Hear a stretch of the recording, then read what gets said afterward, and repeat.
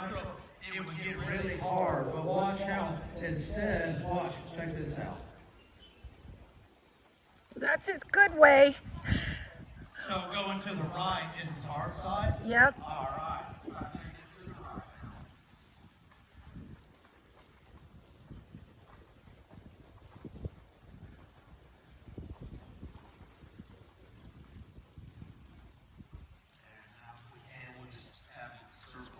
Yeah.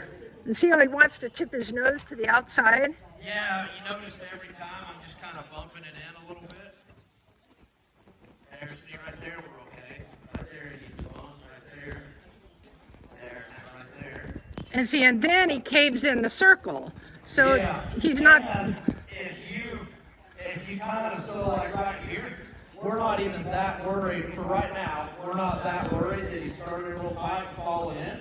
We're just going to try to get him to understand that he needs to keep his nose to the inside here and with the feet. So we'll just kind of work on one thing at a time. So there, right there.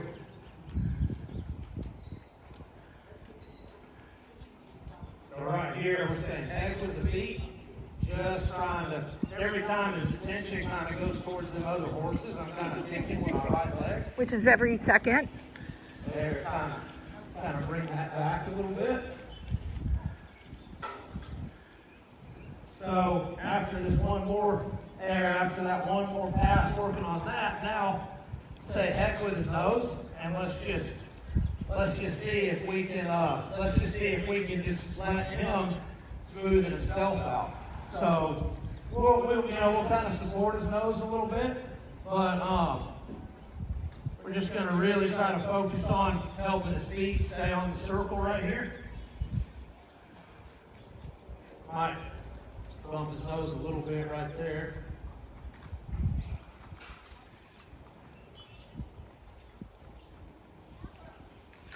So in trying to keep the reins loose, as soon as I do that, he seems to just fall apart. Yeah, and that's because he's so used to getting rode like this right here. That's why that's why it's so hard to go to the right. If you can get to where you kind of ride him a little more like this, see how now we're not impeding his forward motion quite as much. We're still there. See, we're still able to steer him, but we're not impeding his forward motion as much. See. I didn't realize it was actually doing that. Yeah. If you with the best thing you could do for this horse for the next couple days, you kind of ride him around like this. When you want to go that way, it looks like this. When you want to go that way, it looks like that. This is why Ray would have people ride in their halters, just because it made it where the human was not able to choke up and impede them. See, like if we're not real careful riding around like this will really get them weird, get them kind of messed up. But see, if we can start riding them around like this a little more, see, let them have that natural forward flow in their feet. See how we're letting them. See, now it's more like we're guiding him around to the right, and then we catch it right there so we don't step in too deep. See how it's more like we're just directing him around. We're not really trying to crank him through it. Just trying to guide him through it here.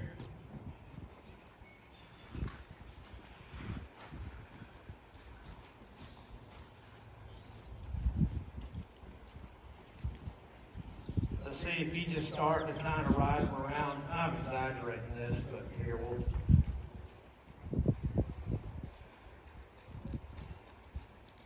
Just giving him a little more freedom up on the front end a little bit.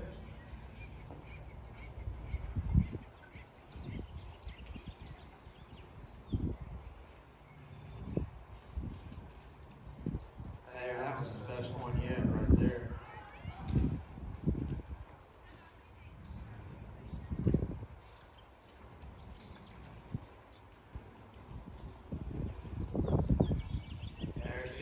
of starting to be able to keep his nose tipped in a little. I'm mostly using my right leg right here to help him kind of not fall in. If you use my left leg, he didn't really do much. You don't really need much left leg because he's turning, you know. It's more about trying to help him get a little better at keeping his shape. Right there, he kind of went to fall in, so I just kind of lifted, just kind of did like that a little bit, you know. But then once he kind of stood back up, we kind of went back to giving him a little bit of freedom on his mouth.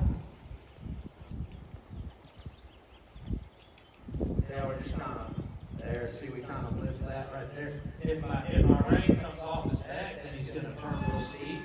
So keeping that rein kind of up against his neck a little bit will help him not cut in on us.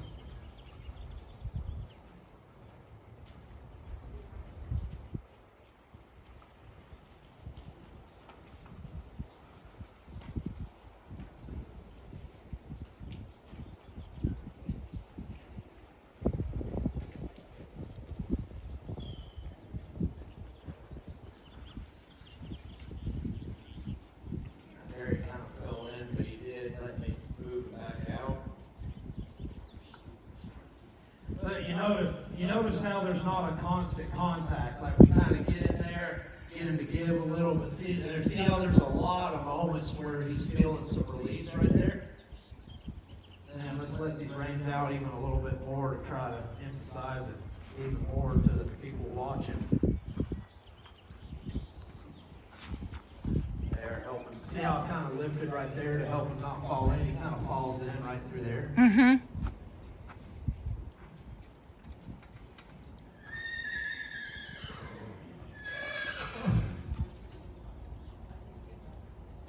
Here, just kind of do that.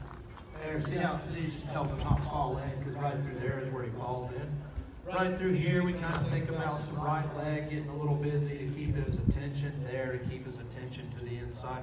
Right here is where he needs us to kind of do like that there to help him not fall in. Right here, we go back to kind of normal, but use this right leg there to help him keep his attention to the inside here. Now, right here is where he needs us to kind of switch, and we'll kind of see how we just put that rein there to help him not step in right there. Now we go back to normal a little bit of leg, a little bit of right leg from there to get that nose back. But see, that's the deal. If you ride on contact too much, you get to where without us, and I do it too. We're all guilty of it. It's just kind of the nature of the beast with contact. I ride on contact a lot with mine, but. You got to be careful riding on contact because you'll get to where you'll hold them, and then if you start holding them, you start to have to hold them even more, and then even more. So, well, you know, like I'm trying really hard not to hold him in any of this. I'm trying to just, when he's there, you know, don't touch him. When he's not, you know, be there, be jacking with him. Bump his nose a little bit right there. Yeah, I guess what I've been doing is using that outside rein like a straightening rein, you know, because he wants to fall in so much. And, you know, you can still use it. Like if he was to try to fall in right now, I might kind of do like this. There, see how that really pushes him back out? But yeah, the inside leg is kind of what can really be a big help to keeping them from falling in. See how I can just be supportive on that right leg right there? See, I can really keep it bent to the right, but really get him out here, see? And that's to where, you know, we might work on that during this clinic, but that's where we start getting a little bit fancier. You start to use some inside aids, but you keep them bent to the right. So it's like, I got to keep it bent to the right, but I got to keep my right leg in there a little bit so he don't turn too tight. Right here, I'll leave some left leg, because he bowed and fell that way. Now we're good. Now right in here, he needs a little right leg, because otherwise he kind of cuts and falls in. There, just help him support him right. Now we kind of go back to normal. See, he kind of bowed out right there. Right here is where the right leg needs to bump a little to help him keep his attention in. There, so see, when you guys circle your horses, wherever they need one thing, like every time he needs me to help him not fall in right here. That's the only place he tries to fall in. So he's you feel to me that feels kind of wobbly. Yeah, and I mean he's still kind of all over the place every now and then, but like right in here, like, oh man, he's good right here. Like right through there, he's pretty good right here even. But yeah, the reason he's feeling wobbly is just because you've had too much contact on him, and it's kept him from being able to be forward and natural in his footfall.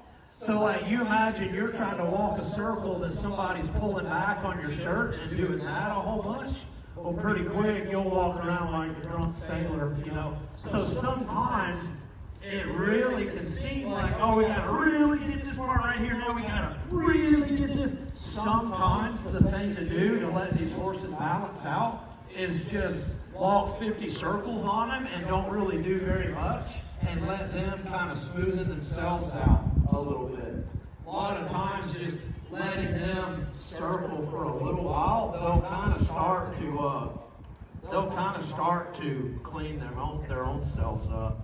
There, right through there, he's feeling there. See, that's nice. See how his head looks real natural? Yeah. Then right there, he got a little stiff in his pole. That's fine.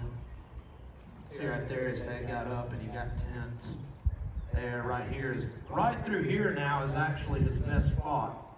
Right through here is, there, see, he's starting to be able to kind of drop, and then he kind of tensed up again right there. But see, earlier when I said you guys can walk circles for 3 hours and get a lot of improvement out of these things, we were just doing it right there. We could have done that. He need a lot more of that. So yeah, there's your right circle, and I mean, as you can see, it's not awful, you know. There's moments where he needs help and moments where he doesn't, but yeah, we got to get to where when we pick up our reins, we're able to help them move, not hinder the movement. And that's why we're all about like hands forward, kind of pull this way. Don't pull like this. Yeah. Do like that, because if you do that, he's overbending and locking up, and he can't walk. You know. So experiment with your hands being a little bit forward, and you'll probably like it. Are you going to use them for the? Oh, probably not. I Okay. guess.